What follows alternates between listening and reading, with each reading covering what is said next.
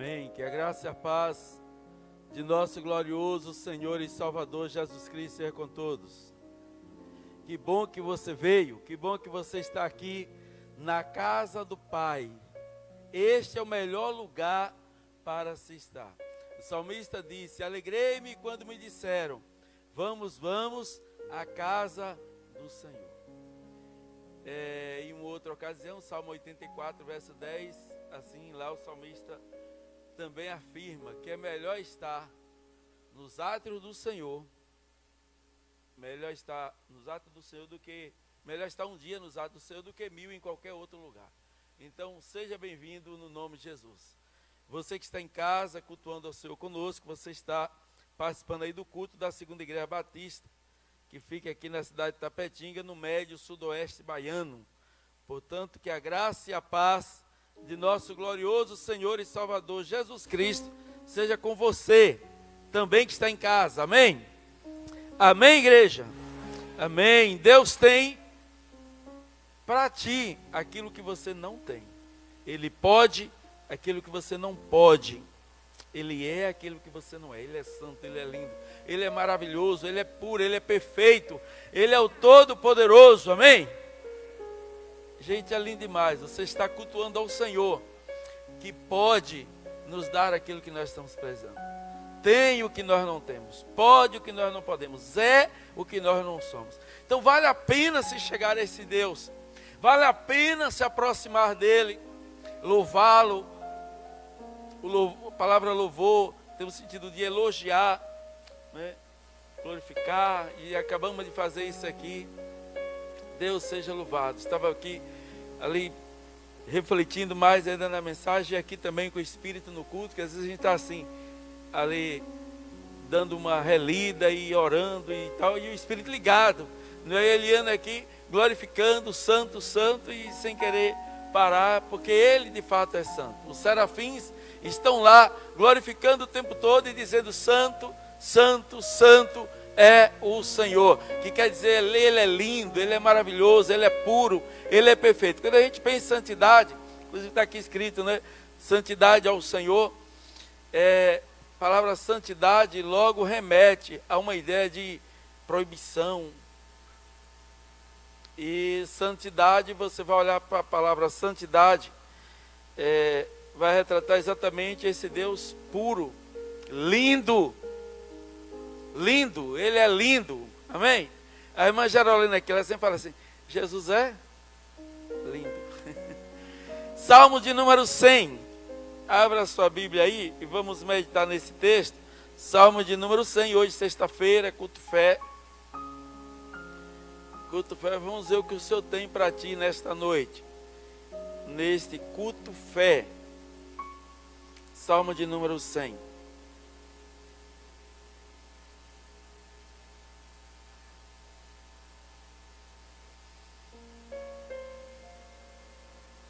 Encontraram? Eu lerei um verso e vocês lerão o seguinte.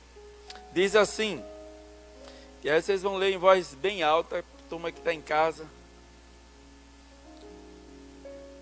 Tá bom? É pouquinhos versículos, por isso que eu vou fazer uma leitura responsiva. Só 5 versos só. Celebrai com júbilo ao Senhor todas as terras. Sabei que o Senhor é Deus, foi Ele quem nos fez e dele somos o seu povo e rebanho do seu pastoreio.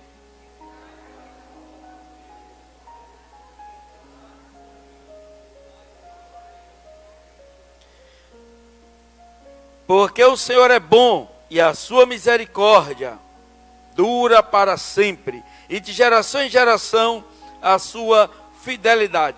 Todos juntos aí, repetindo por favor o versículo 3, vamos lá? Sabei que o Senhor é Deus, foi Ele quem nos fez e dele somos o seu povo. Mais uma vez.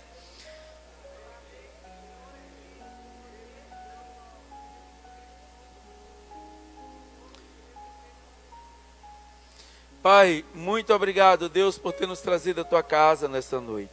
Obrigado, Pai Santo, porque, ó Deus, nos fizeste conforme a tua imagem e semelhança. E nós somos teus. teus filhos. Nós somos, ó Deus, ovelhas do teu pastoreio. Deus, tu és o nosso pastor. E que não, ó Deus, diz ali no Salmo 23, nada nos faltará, porque o Senhor é aquele que assiste-nos em todas as nossas necessidades. Tu és o que pode nos suprir em todas as nossas necessidades. O Senhor nos conduz ao pasto verdejante. Quando estamos famintos, o Senhor tem um pasto verdejante. O Senhor nos faz deitar, Senhor, diante dos mananciais de águas tranquilas e refrigera a nossa alma.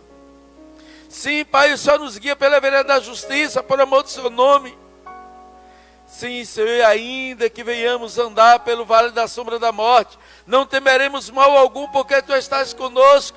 A tua vara e o teu cajado nos consolam. Sim, Senhor, preparas uma mesa farta para nós, diante dos nossos adversários. Unges a nossa cabeça com óleo e faz o nosso cálice transbordar. Porque a tua bondade, a tua misericórdia, o teu amor nos seguirão todos os dias. E habitaremos na casa do Senhor para todo sempre. Amém, graças a Deus.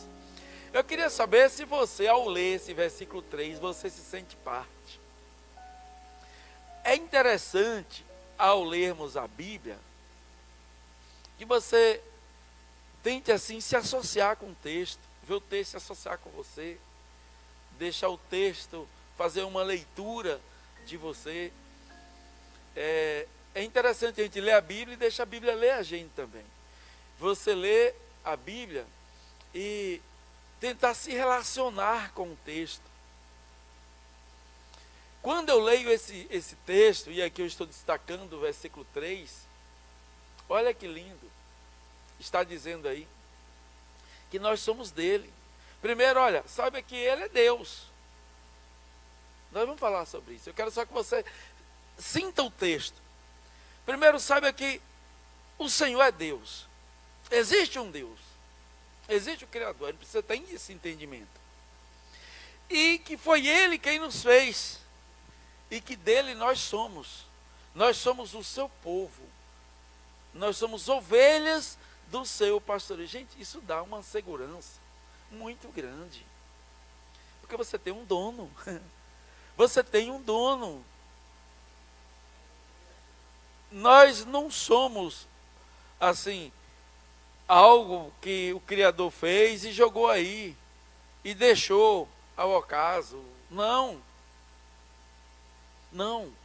E detalhe, recentemente numa entrevista, eu fui convidado para dar uma entrevista aqui numa emissora, e eu citei, alguém fez lá uma pergunta sobre possibilidade de uma secretaria, coisa do tipo, eu disse não, eu expliquei o porquê, né? E aí depois, mas deu vontade de falar um pouco sobre a Secretaria de Desenvolvimento Social, foi a pergunta lá, porque é muito comum, né?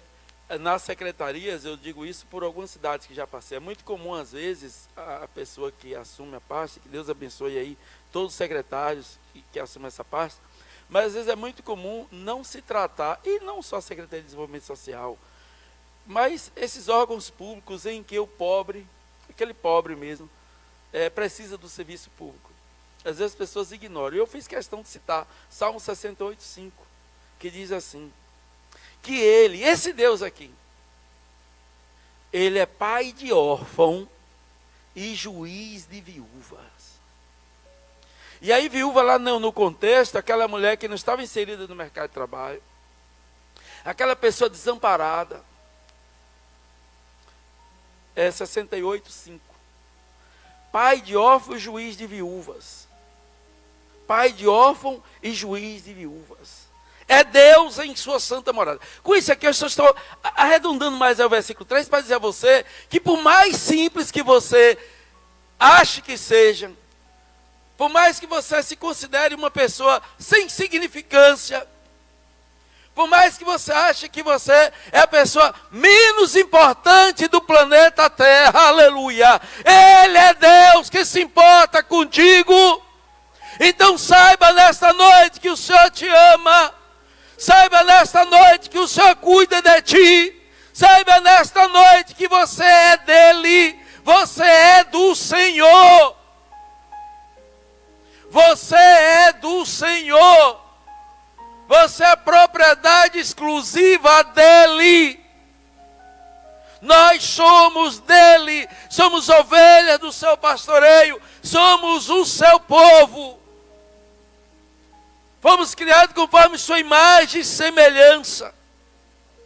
Então, queridos, esse Salmo 100 aí, ele começa no verso 1 dizendo, olha, celebre a Ele, celebre ao Senhor com júbilo.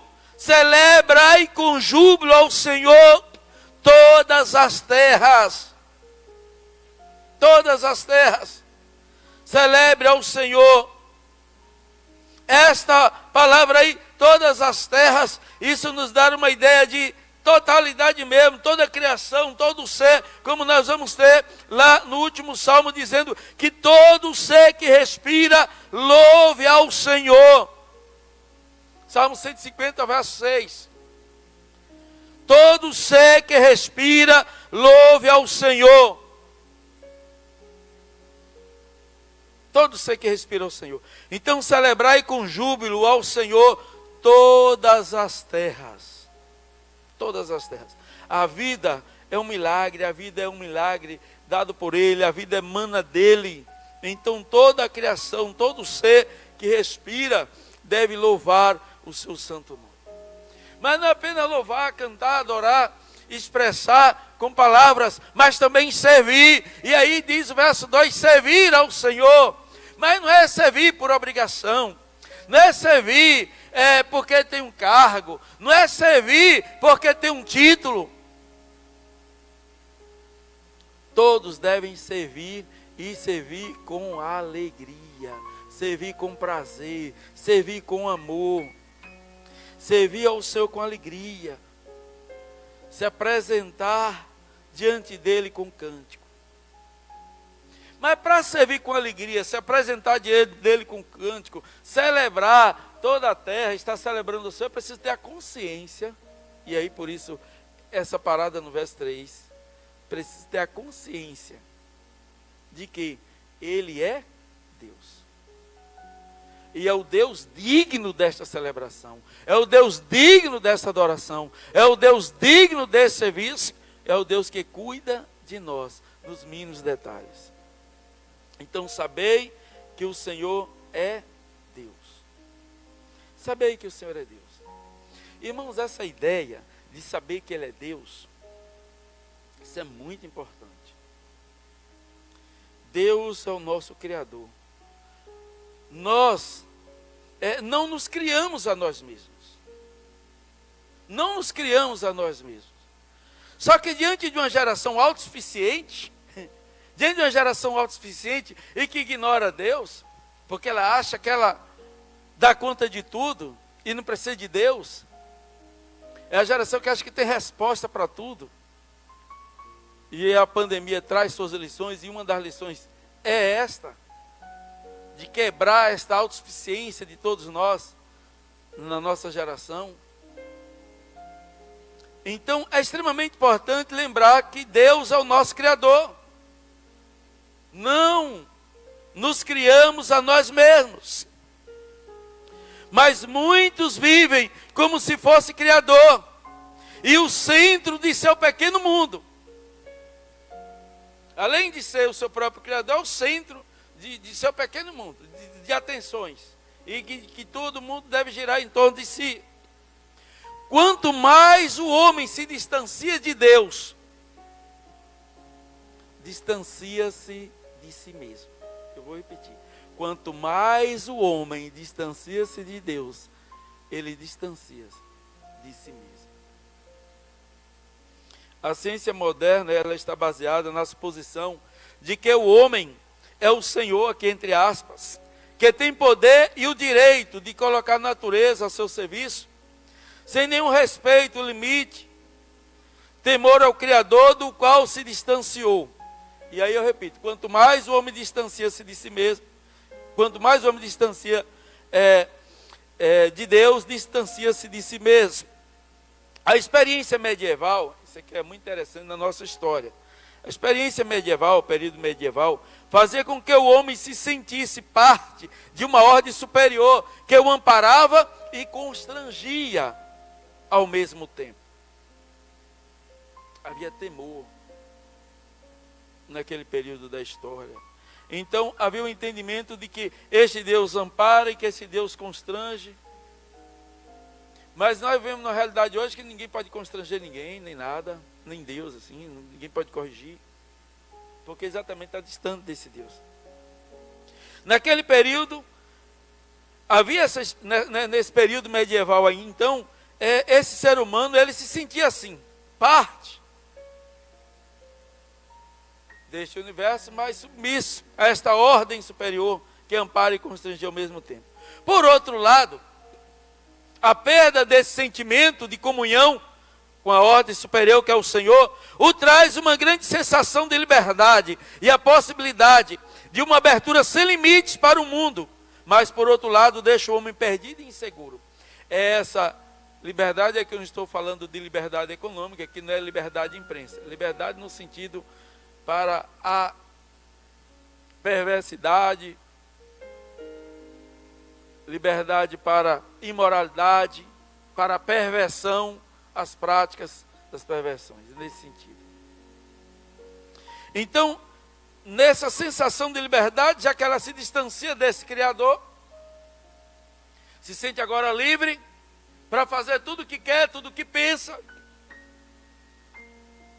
E temos agora até alguns aí, até do nosso meio, achando que a Bíblia precisa ser ajustado. Olha que coisa. A uma nova realidade, a um novo tempo, como se a Bíblia tivesse ultrapassado. Não, é o homem que tem que se ajustar às Escrituras, não é as Escrituras ao homem. Jesus disse, passarão os céus e a terra, as minhas palavras jamais passarão. Mateus 24, 36. É o homem que tem que se ajustar. É nós que precisamos retornarmos ao Criador, voltar-se para Ele, aquele que nos criou. E as escrituras sagradas é o manual. Então a criatura precisa voltar-se ao seu Criador. E aí tem um versículo que eu gosto muito, está no capacete da moto, está no carro, está lá na empresa, Atos 17, 28. E a gente precisa dizer isso. No Senhor vivemos, nos movemos e existimos. São 3 verbos, todo verbo indicação. Viver em Deus, mover-se em Deus e existir em Deus. Não há vida fora de Deus. No Senhor vivemos, nos movemos e existimos. A criatura precisa voltar-se para o seu Criador. Em Deuteronômio isso é muito importante. Quando o Senhor constitui a nação de Israel, eles entram no Egito como família e saem de lá como nação. E aí Moisés é o instrumento de Deus, o legislador, ao mesmo tempo é o pedagogo que está ali ensinando toda a lei, toda a palavra, todos os preceitos do Senhor. E no livro de Deuteronômio, no capítulo 6, aí tem uma premissa que esse texto, ele era impresso e colocado na fronte. Tinha uma caixinha chamada filactério, que amarrava assim, e a caixinha ficava aqui na fronte, para exatamente cravar na mente da criança essa expressão aqui: ouve, ó Israel, o Senhor nosso Deus é o único Senhor. E aí o verso 5, amarás, pois o Senhor teu Deus de todo o teu coração, de toda a tua alma, de toda a tua força, ou de todo o teu entendimento.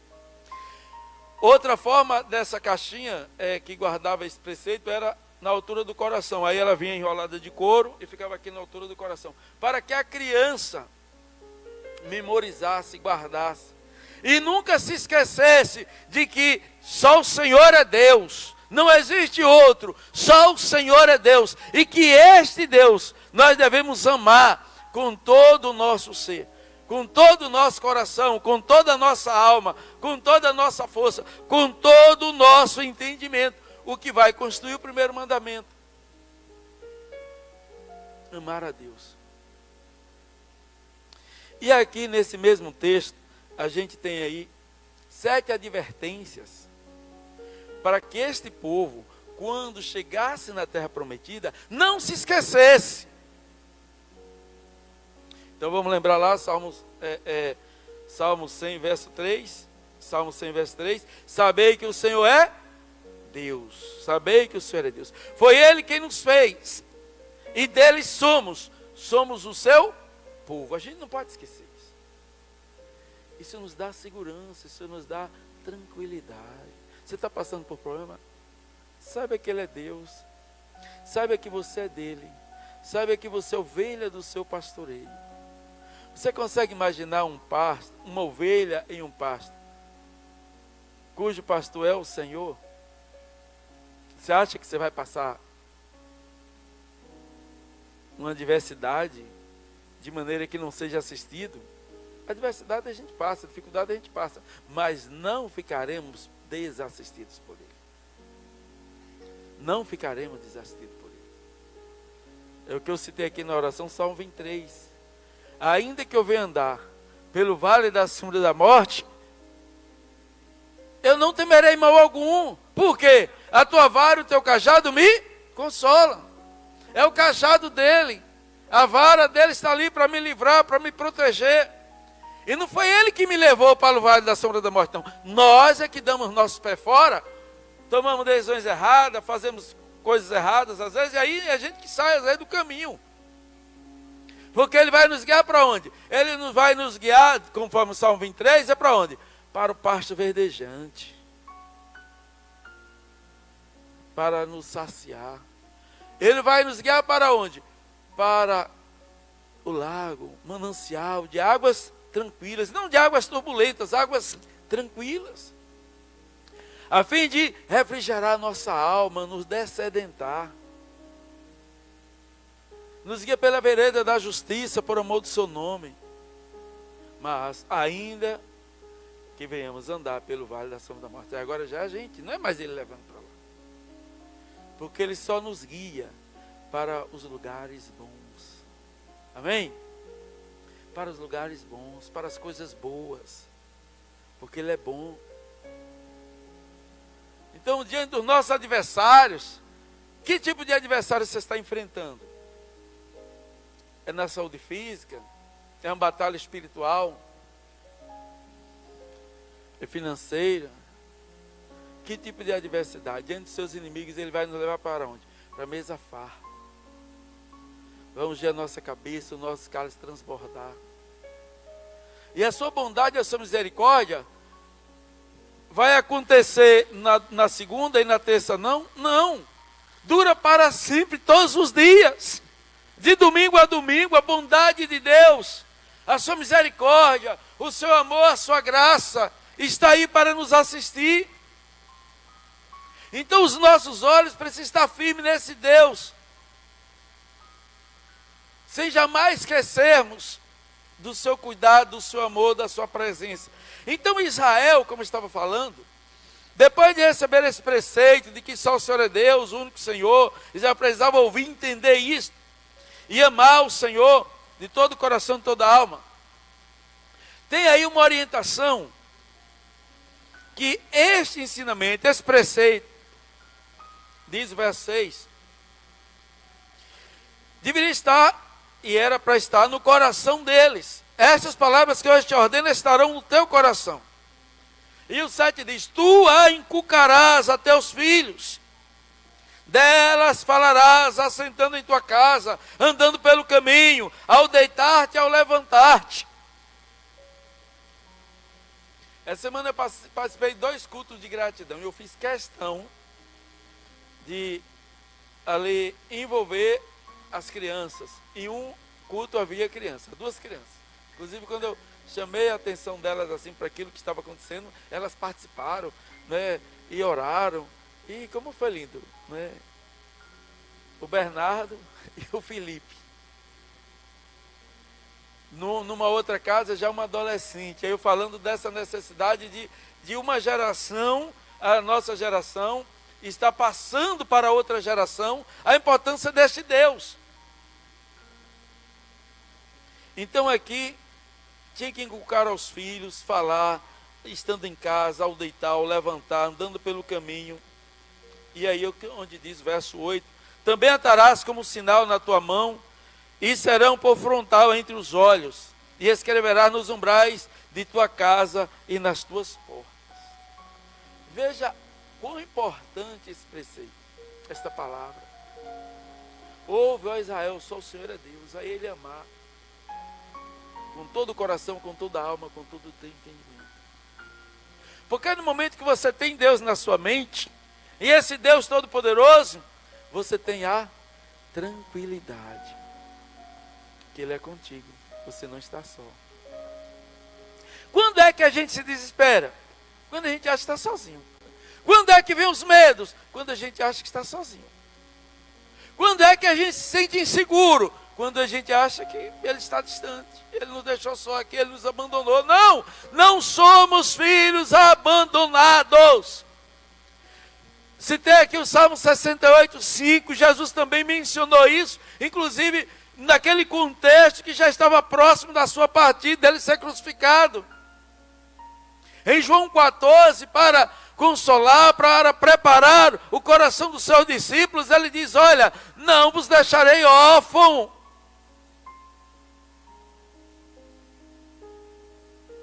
João 14, 16, 17, 18, você vai encontrar isso aí. Olha, eu não vou deixar vocês órfãos, não. Eu rogarei ao Pai e vos dará outro ajudador, consolador, para que esteja convosco para todo o sempre. Vou enviar o Espírito da verdade, que o mundo não pode receber, mas vocês receberão. Ele estará em vós, estará convosco. O Espírito Santo que nos ajuda nos enfrentamentos, na adversidade. Você não está sozinho. Ele habita conosco, estará em nós. Então você não está órfão. O que é uma pessoa órfã? O que é uma pessoa órfã? É uma pessoa com ausência dos seus pais. Nós não somos filhos órfãos, cujo pai não está presente. Ele está presente, amém? Ele é todo presente. Ele é onipresente, significa dizer todo presente. Todo presente. Então tinha aí 7 recomendações para que o povo, eu vou citar aqui, dentre ali para o povo hebreu e para nós também. Aí mesmo em Deuteronômio capítulo 6, a partir do versículo 10, o Senhor começa a fazer algumas recomendações. Porque quando ele chegasse na terra prometida, ali teria as nações vizinhas, as nações vizinhas teriam os seus deuses, e o povo de Israel estaria sendo o quê? Tentado a olhar para os deuses daqueles povos. E se esquecer do Senhor. E olhar para outros deuses. Então há toda uma orientação dizendo, olha, havendo pois o Senhor teu Deus te introduzido na terra, sob o juramento prometeu a teus pais, Abraão, Isaque e Jacó, te daria grandes e boas cidades que tu não edificaste. Sabei que só o Senhor é Deus, somos dele, somos seu povo, aqui é o povo de Deus, ovelha do seu pasto, ovelha do seu pastoreio. Então estaria dando grandes cidades que eles não haviam edificado. Casas cheias de tudo que é bom, diz o verso 11. Casas que não encheste. Poços abertos que não abriste. Vinhais e olivais que não plantaste. Mas olha, quando comeres e te fartares, verso 12, guarda-te, para que não esqueças o Senhor que te tirou da terra do Egito, da casa da servidão. É muito comum as pessoas na adversidade, na escassez, na vida difícil, correr para Deus. Ah, Senhor, ah, Senhor, ah, Senhor. Aí Deus abençoa, abre as portas e a pessoa cresce intelectualmente, financeiramente, melhora de vida, condição de vida social. E depois não ora mais como orava. não cultua mais como cultuava, não louva, não adora, vem a autossuficiência. Não, eu agora acho que com o seu dinheiro, com o seu saber, e vai ter a resposta para tudo, vai conseguir resolver tudo, e não é bem assim. Então, guarda-te quando? Verso 12, guarda-te para que não esqueças o Senhor, que te tirou da terra do Egito. De onde você veio? Faz aqui uma reflexão rapidinho aqui. Como foi a sua infância? Sua vida hoje está melhor? Pode ser que tenha alguém aqui que tenha vindo, né, de uma condição boa e de repente não ficou tão boa. Mas para esse, também tem que lembrar do Criador. Lembra lá o filho pródigo? O filho pródigo tinha tudo, mas resolveu querer herança, está lá em Lucas 15, exigiu do pai herança, o pai deu, antes mesmo de morrer ele exigiu, o pai deu. Ele foi viver longe do pai, viver dissolutamente, gastou lá com meretriz, com jogos, com tudo. Aquele país houve uma guerra, veio a fome, veio a miséria. Ele foi cuidar de porcos. Era alguém que tinha um padrão social altíssimo e cai. Foi para baixo.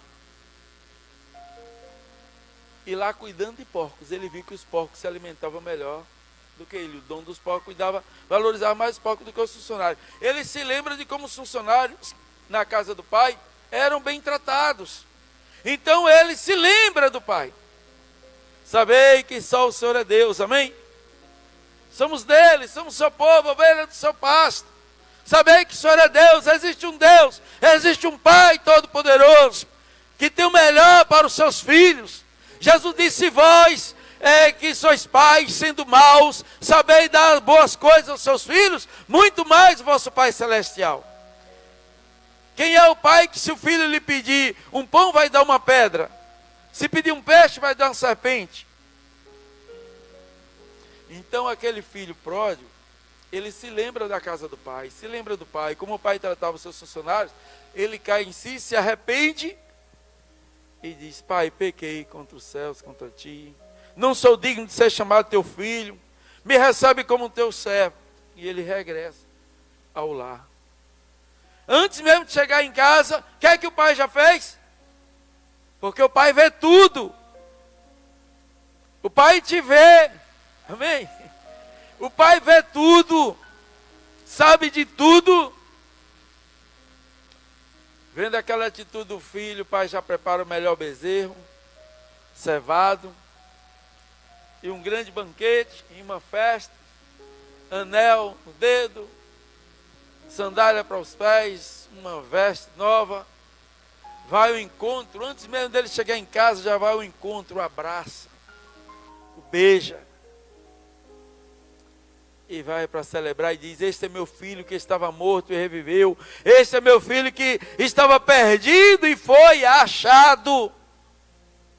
Sabei que o Senhor é Deus, foi Ele quem nos fez, somos dele, somos ovelhas do seu pastoreio. Somos dele.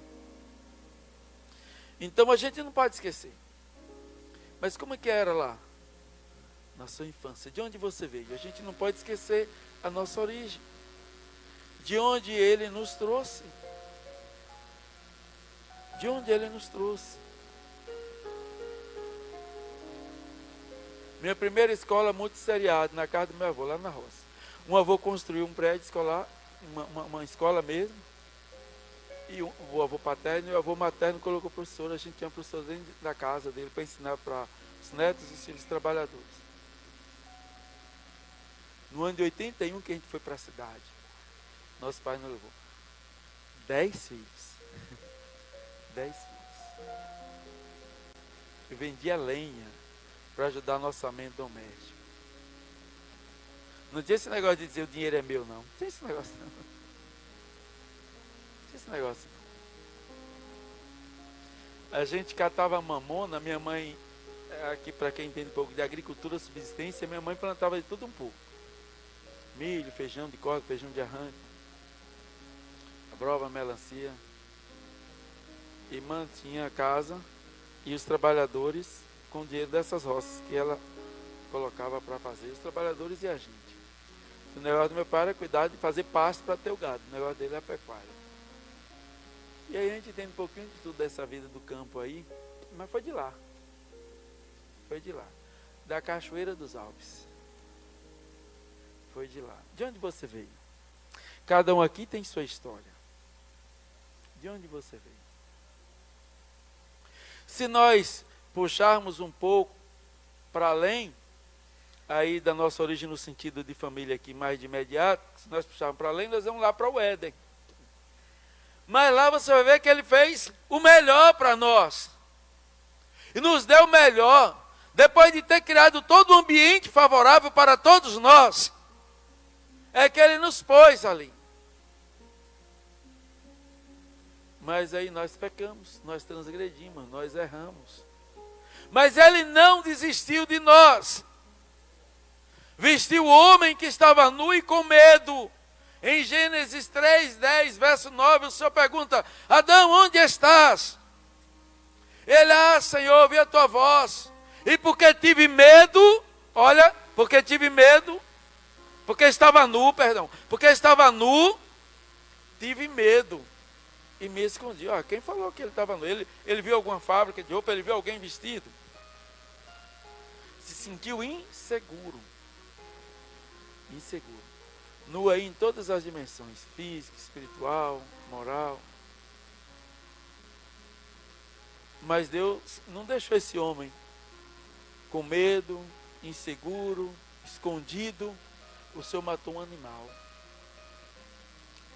Que já pode tipificar aí a Cristo. E tira a sua pele e veste este homem. Esse homem agora passa a ter agora a coragem.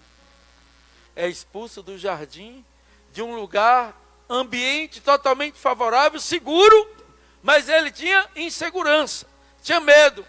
Mas agora, depois de ter sido por ele vestido e revestido, o Senhor o tira do jardim, mas dando a ele a condição de viver num lugar inseguro, mas com segurança. E aí agora nós estamos aí nesse mundão de inseguranças. Mas no Senhor, que cuida de nós, aleluia, sabei que o Senhor é Deus, foi Ele quem nos fez e não nós, somos o seu povo e ovelha do seu pastoreio.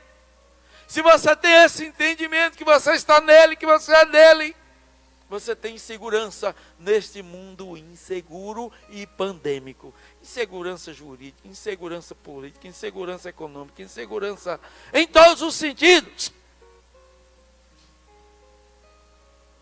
Mas no Senhor, você tem a segurança. Você tem a segurança.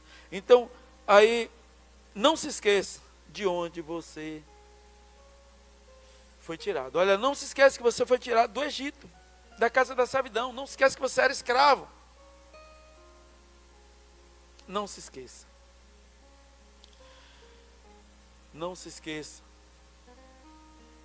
Não ande em julgo desigual com os incrédulos. Não se esqueça de Deus, que você é aliançado com Ele e vai fazer aliança com os incrédulos. Não se esqueça. Em 2 Coríntios 6,14, Paulo está alertando os irmãos daquela igreja para não fazerem aliança com incrédulos, para não se esquecer que é um povo aliançado com Deus, e Deus não vai tolerar aliança com outros deuses, com ídolos, porque nós somos dele. Inclusive, esse conceito está aí nesse texto de 2 Coríntios, porque nós somos dele.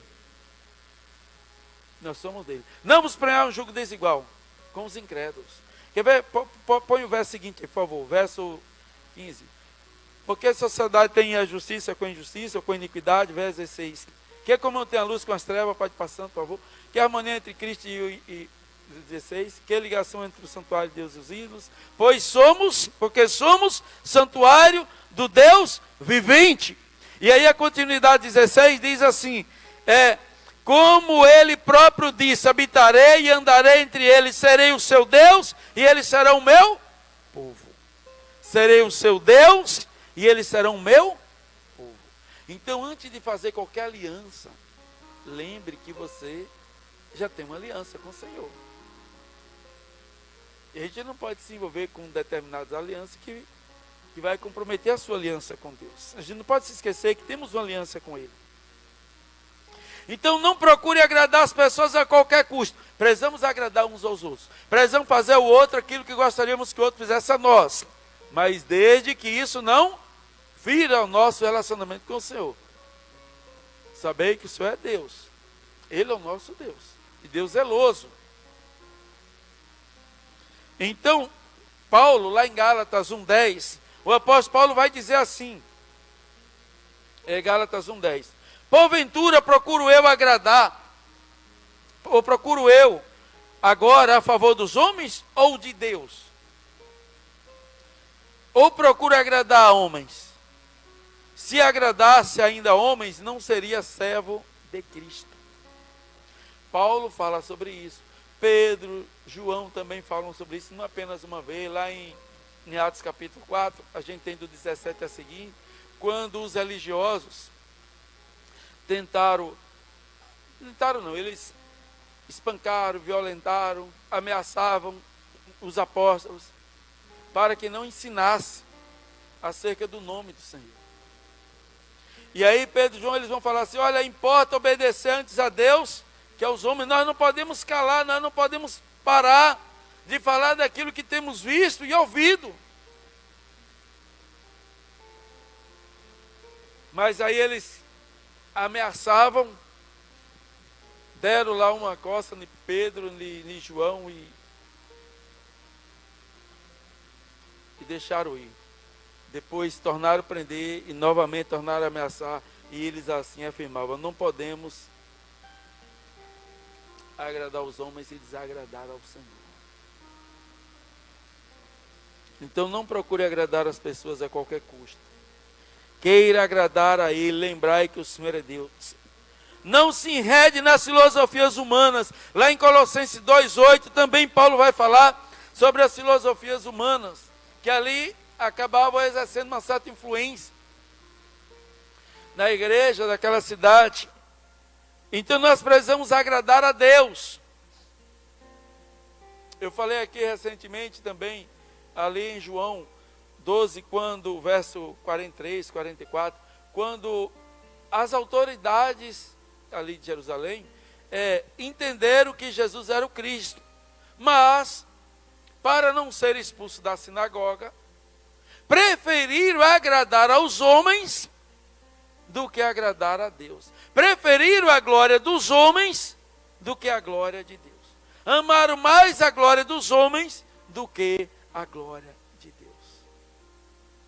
Então, quando nós amamos a este Deus com todo o nosso coração, com toda a nossa alma, com todo o nosso entendimento, você não vai temer a desagradar homens, porque você está focado em agradar a Ele, que é o que importa, nesse sentido.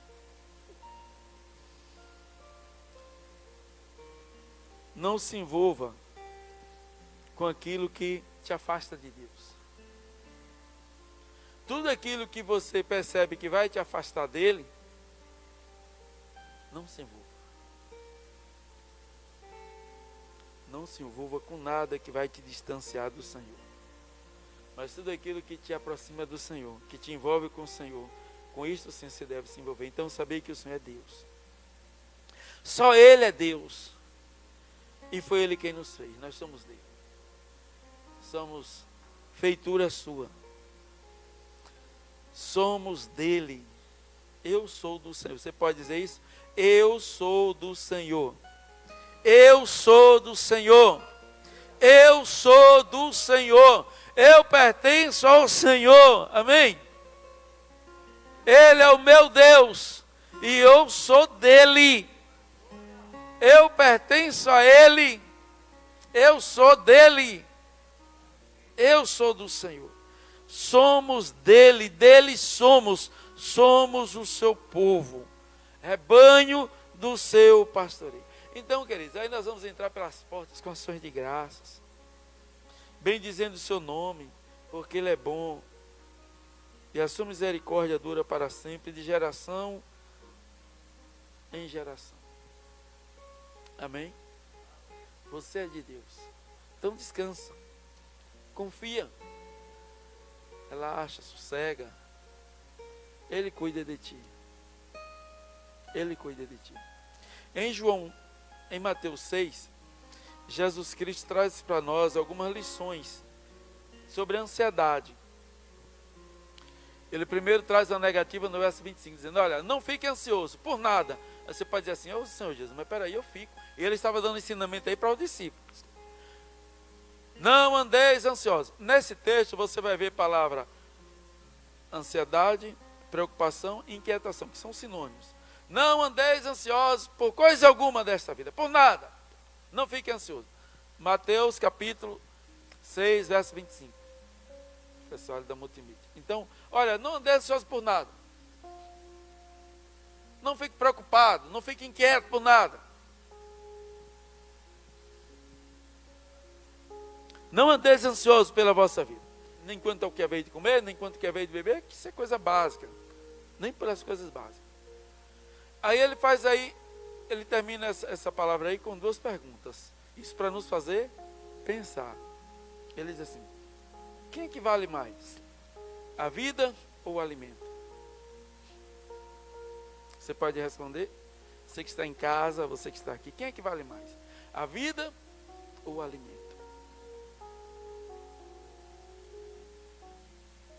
Alguém pode dizer alimento, mas de que adianta você ter o alimento se não tiver a vida?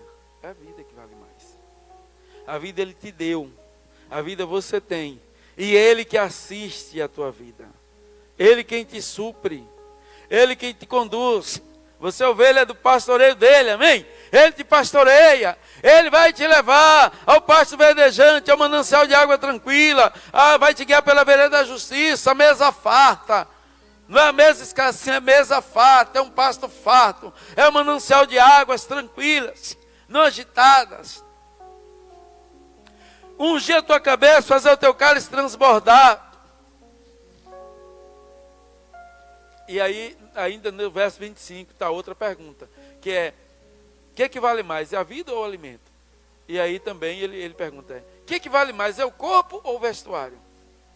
Porque a mente de uma pessoa ansiosa, ela tem excesso de futuro. Por que ela tem excesso de futuro? Ela tem excesso de futuro. Por que a mente vai para o futuro e o corpo fica aqui? A mente já está lá amanhã, sábado, né? Hoje é sexta. Ou no domingo, ou na segunda. Porque ela foca no que não tem e no que não é. Por isso que então que ela não tem hoje, vou ter amanhã. Então ela se manda para frente. E aí você tem o que? Valorização. Ela valoriza o que não tem e valoriza o que não é. Então ele está aí perguntando, a primeira coisa que ele traz é um choque cognitivo. O que vale mais? A vida ou o alimento? Você tem vida. Curta a sua vida em Deus, em Cristo. Não é curtir a vida no conceito lá do mundo, não. Que é destruir a vida. É curtir a vida em Deus. Assim, se deleitar nesse Deus. Que é Deus, criador e cuidador de toda a sua criação. Tem um conceito de Deus pelo Langston, um teólogo batista, que diz o seguinte, que Deus é amor, é espírito pessoal, que em santo amor, Deus é espírito pessoal, que em santo amor tudo cria, sustenta e dirige. Deus é espírito pessoal, que em santo amor tudo cria, sustenta e dirige. Garante, sustenta, dirige em amor. Bom demais. Então Jesus, aí ele manda agora a gente observar as aves. Porque o ansioso não percebe aqui o tempo presente. A mente dele está lá à frente. Ele não vê aqui o aqui e o agora. Observar as aves dos céus. Ele diz no verso 26. Observar as aves. Você pode estar aqui na cidade, em qualquer lugar. Dentro da sua casa, você vai ouvir canto dos pássaros. Observar as aves. E aí ele pergunta. Elas plantam, elas colhem, ajuntam em celeiro, um depósito para vender aqui na feirinha, ou da Nova, ou ali na Central, ou lá na Primavera, não. O Pai sustenta. O Pai alimenta. E se o Pai alimenta as aves, quanto mais a vós outros, homens de pequena fé. Então creiam. Depois ele diz, olhem, observe os lírios do campo, como eles crescem, como eles fiam. E nem mesmo Salomão em toda a sua glória se vestiu como um qualquer deles. E se o Senhor veste a erva do campo que hoje existe, amanhã lançado no fogo, quanto mais a vós outros. E aí ele termina o ensinamento sobre a ansiedade com 2 princípios. O verso 33, que é o princípio da prioridade. Prioridade. A gente precisa eleger prioridades. Não fique ansioso com nada. O que é que eu tenho para fazer primeiro? Então é isso que eu vou fazer. Primeiro, buscar o Senhor, o seu reino e a sua justiça. As outras coisas vão ser acrescentadas. Mas você está com a mente agora pela manhã. Aí, pela manhã um exemplo. Aí a sua mente vai para a noite. Não, peraí, é agora de manhã. Quais são as prioridades agora de manhã? Nós estamos aqui agora à noite. Então, o que é que eu tenho hoje à noite? É as prioridades desse tempo agora. Aí a mente quer ir para amanhã, quer ir para domingo, quer ir para segunda, quer ir para fevereiro. Não, calma. Quais são as prioridades para agora? É isso. E o outro princípio é viver um dia de cada vez. Eu não tenho amanhã, eu tenho hoje. Você sabe se vai estar vivo amanhã? Mesmo que nós tenhamos planejamento a médio e longo prazo, mas é um dia de cada vez. Então eu tenho hoje. Então vamos ver o hoje. Sabendo que Ele é Deus, que nós somos dele, que somos ovelhas do seu pastoreio. Somos dele e ele é nosso. Amém? Deus te abençoe em nome de Jesus. Que te faça forte e que te faça descansar nas águas de refrigério do Altíssimo. Que o Senhor refrigere tua alma no nome de Jesus. Pai, muito obrigado pela tua palavra. Deus, fortalece o que aqui chegou fraco ou que está em casa fraco. Deus, seja fraco espiritualmente, psicossocialmente. Deus, aquele que está em escassez. Deus, que o Senhor supra nas suas necessidades. Deus, aquele que está com medo, que o Senhor traga em nome de Jesus a coragem, o ânimo. Assim como cuidaste de Adão, continua cuidando de todos nós. O teu filho disse, ó Senhor, está escrito ali em João 16:33. Jesus Cristo deixa bem claro para nós que como Ele venceu, nós haveríamos de vencer. Que nesse mundo teríamos aflições, tribulações, mas que tivéssemos bom ânimo. Senhor, abençoa o teu povo com bom ânimo, sabendo que o Senhor é Deus, que nós somos ovelha do teu pastoreio, somos do Senhor, e o Senhor é o nosso Deus, o nosso pastor, o nosso Pai, o nosso Criador, o nosso Redentor. Tu és o Senhor de toda a terra pertence a ti. Como diz ali o salmista no Salmo 24, o Senhor é a terra, o mundo e tudo que nele há. Tudo pertence a ti, Pai. Deus, toma cada vida nesta noite em tuas mãos. E abençoa, Senhor, cada um nas suas necessidades. Ministra paz ao que está aflito. Saúde, Deus, ao que está enfermo. Alegria ao que está triste. Força, coragem, aquele que está sem nenhum vigor, sem ânimo. Abençoa, Deus, com perdão, aquele que está angustiado com os seus pecados. Meu Deus, toma o fardo pesado, angustiante, ministra o fardo leve e suave, Jesus. Pai, disseste, vinde a mim, os que estáis cansados, sobrecarregados, e eu vos aliviarei. Ministra o teu alívio agora, ministra o bálsamo, o teu refrigério, ministra a salvação para aquele que se encontra perdido, sem rumo, sem direção, perdido espiritualmente, perdido socialmente, sem saber o que fazer. Ministra luz, ministra direção, Senhor. Tu és o nosso guia. Guiaste o teu povo pelo deserto, mas eles não erraram o alvo, eles alcançaram o objetivo, Senhor, pelo qual tiraste do Egito. Que cada um, meu Deus, possa alcançar os seus alvos, os seus sonhos sejam realizados. Lança por terra qualquer tipo de resistência. Deus, como abriste o mar, como paraste o Jordão, como lançaste por terra as muralhas de Jericó e os gigantes que haviam naquela terra. Deus, abate os gigantes, as muralhas. Senhor, em nome de Jesus, abençoa o teu povo que cultuou nesta noite aqui no santuário, em casa. Deus, em nome de Jesus, abre os caminhos, Pai.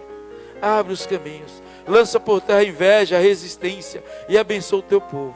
Em o nome de Jesus, amém.